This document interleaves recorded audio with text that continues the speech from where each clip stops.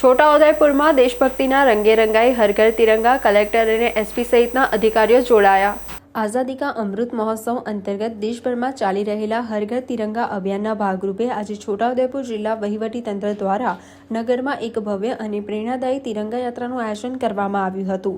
જિલ્લા સેવા સદન ખાતેથી શરૂ થયેલી આ યાત્રા પૂર્વે શાળાના બાળકો દ્વારા દેશભક્તિના ગીતો અને રાષ્ટ્રગીતની પ્રસ્તુતિ કરવામાં આવી હતી। ત્યારબાદ જિલ્લા પંચાયત પ્રમુખ ઉપેન્દ્ર રાઠવા, કલેક્ટર ગાર્ગી જૈન, જિલ્લા પોલીસ અધિક્ષક ઇમ્તિયાઝ શેખ અને ડીડીઓ સચિન કુમાર દ્વારા લીલી ઝંડી બતાવી યાત્રાનું પ્રસ્થાન કરવામાં આવ્યું હતું। આ પ્રસંગે પ્રાયોજનના વહીવટદાર RAC શૈલેષ ગોકલાણી અને પ્રાંત અધિકારી મુસ્કાન ડાંગર સહિતના ઉચ્ચ અધિકારીઓ અને અગ્રણીઓ પ્રથમ હરોળમાં જોવા મળ્યા હતા।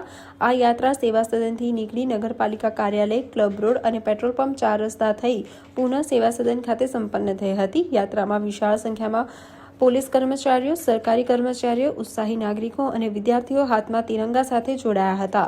ભારત માતા કી જય અને વંદે માતરમના નારાઓથી સમગ્ર છોટાઉદેપુર નગર ગુંજી ઉઠ્યું હતું। નાના બાળકોથી લઈને વડીલો સુધીના તમામ લોકો રાષ્ટ્રપ્રેમનો અનન્ય ઉત્સાહ જોવા મળ્યો હતો। આ ભવ્ય યાત્રાએ નાગરિકોમાં દેશપ્રેમની ભાવના દ્રઢ કરી હતી અને સૌએ પોતપોતાના ઘર પર તિરંગો ફરકાવવાનો સંકલ્પ લીધો હતો। છોટાઉદેપુર ખાતે આજે જિલ્લા વહીવટી તંત્ર દ્વારા તિરંગા યાત્રાનું આયોજન કરવામાં આવ્યું, જેમાં જિલ્લા કલેક્ટરશ્રી, ડીડીઓશ્રી, એસપીશ્રી સહિત વહીવટી અધિકારીઓ અને મોટી સંખ્યામાં વિદ્યાર્થીઓ, નાગરિક ભાઈ બહેનો ઉપસ્થિત રહ્યા અને આ રૂટ પર ખૂબ મોટી સંખ્યામાં તિરંગા યાત્રાનું પ્રદર્શન કરવામાં આવ્યું।